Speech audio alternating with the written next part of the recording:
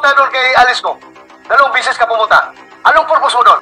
Yan ang sinisigaw ng taong bayan na ito si Bato ay nagpapalusot. Nagagalit-galitan. That's why sa puntong ito, nahihirapan si Senador Bato na magpalusot. Na ika nga po ay siyang tinuturo din na sangkot dito sa iligal na sindikato na Pogo. Napakasinungaling mo! Huwag ka na istorya ngayon. Meron kang tinatago. Ha?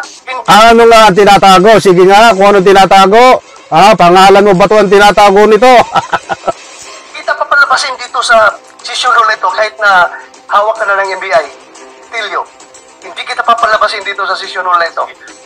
Mga kaibigan, ito, kung paano magpalusot si Bato dito, matutuklasan po natin kung bakit nagkakaganito si Bato. Talagang galit, nagwawala Affidavit na magtuturo na si President Duterte, si Senator Bongo, si Senator Bato. Anong purpose mo? Bakit ka pumunta doon kay Alice ko? Dalawang bisis ka pumunta. Anong purpose mo doon?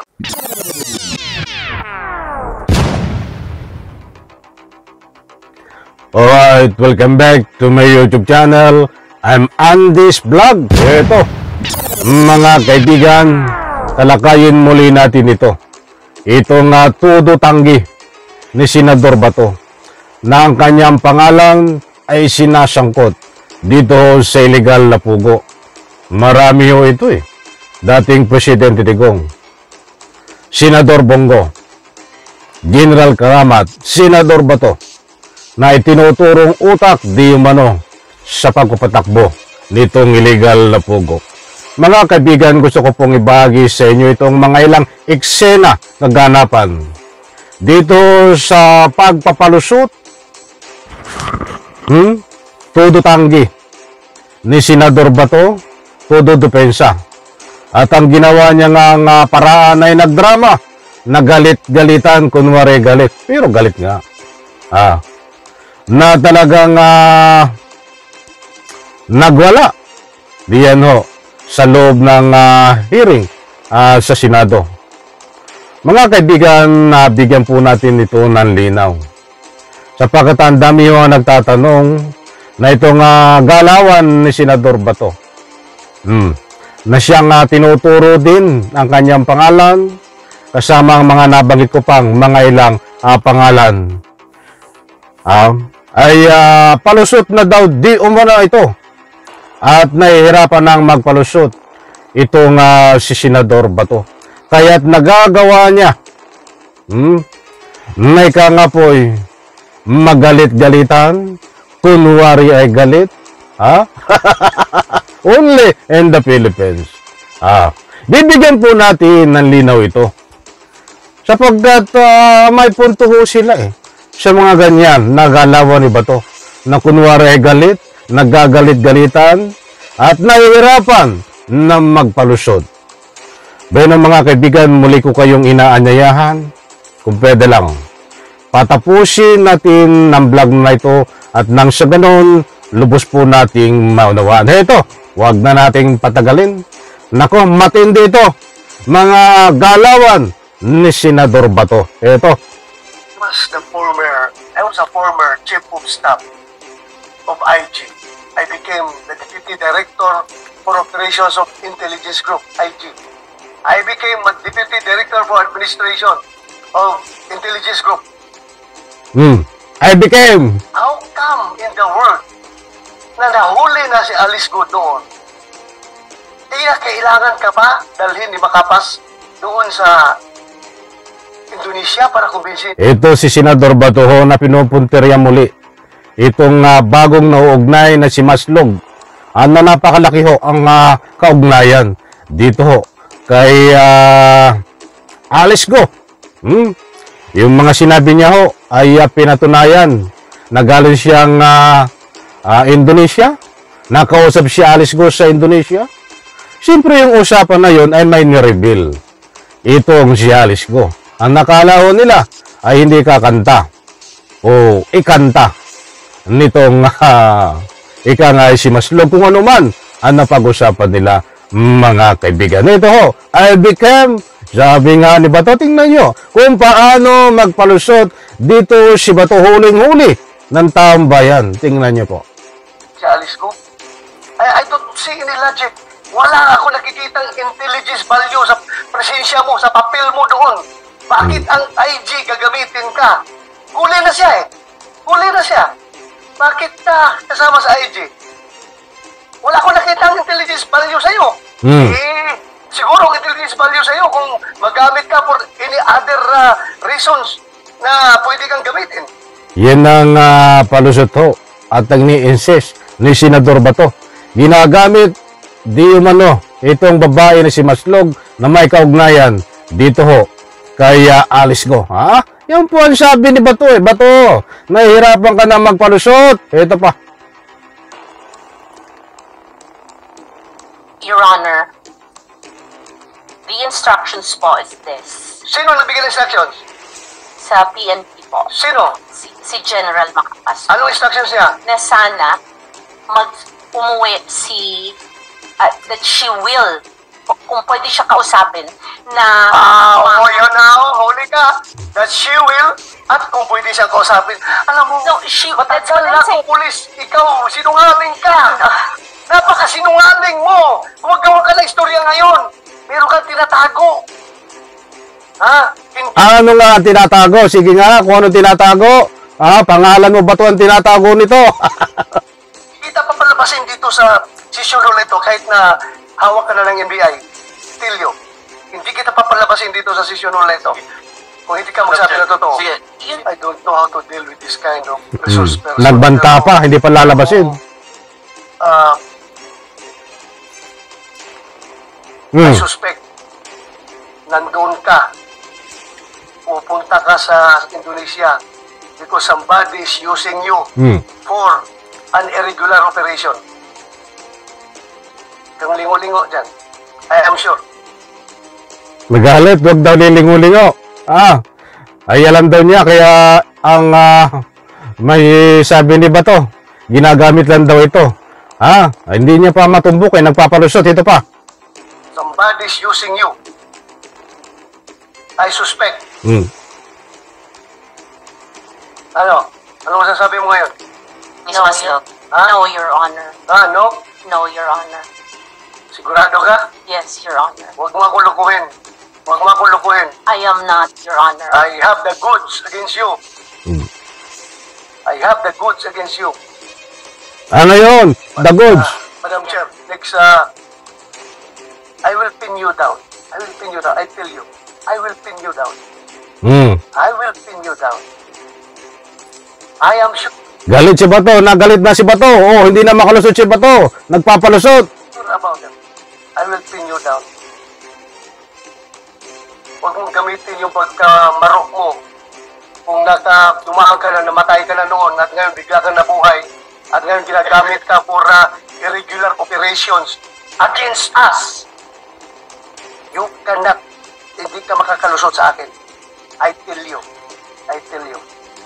Madam Chair, thank you. Madam Chair. Salamat kayo, Senator De La Rosa. Before I call the SP Pro Tempore, I have... Galit na galit si Bato. Talagang nagpapalusot. Mga kaibigan, ito mga kaibigan, huwag po kayong malis. Ito pa ang matutuklasan natin. Nako, matindi pa.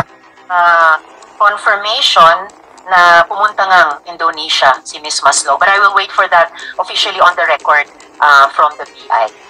SP, sorry, if I may, Senator Sherwin, and then... Bayad ng ticket mo, Ms. Maslog. Sino nagbayad ng ticket mo nung una at sino nagbayad ng ticket mo nung pangalawa? At tumira ka ba doon sa Indonesia? Sino nagbayad ng hotel mo? We only stayed there, sir, for 1 day, sir. Balik. 2 days po, 2 days. So, sino nagbayad ng ticket mo?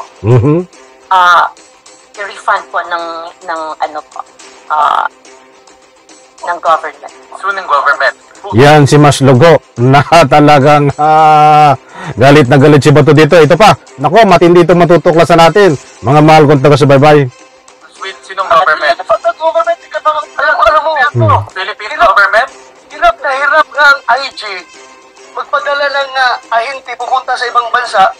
Ikaw pa, na you're not a part of IG, hindi ka organic ng IG, kagasusan ka ng IG. At kaya, the more kami nagsususpect na meron ka talagang ibang pakay doon. Meron kang iba. Ah, Madam Chair, can I move forward for a while? A little bit. You certainly may, Senator De La Rosa. But Mayroon akong information na bumisita ka doon sa kulungan ni Alice ko dito sa Pilipinas. Bumisita ka? Yes, sir. Oh, hala, bumisita pala. Yari ka ba to? Baka pinag-usapan yung pangalan nyo at yung mga kasangkot. Yari ito. Many times. 2 times. Anong purpose mo doon? First, sir, tinatanong ko po siya sa mga statement po na ginawa po niya, sir. May ginawa sa statement? No, not the statement. But I'm saying, we were talking about, ano po, sa kanya, yung, how do you say it? Yung, kung ano po ang nangyari sa kanya. Ano ang pakialam mo sa kanya? Ano ang pakialam? Ito ay isang senador ang nagsabi. Mga kaibigan, ito, kung paano magpalusot si Bato dito, matutuklasan po natin kung bakit nagkakaganito si Bato. Talagang galit, nagwawala eh. Laruin ko na lang sa'yo. For the record, meron kong informasyon, na you are being used para papirmahin si Alice Go ng affidavit.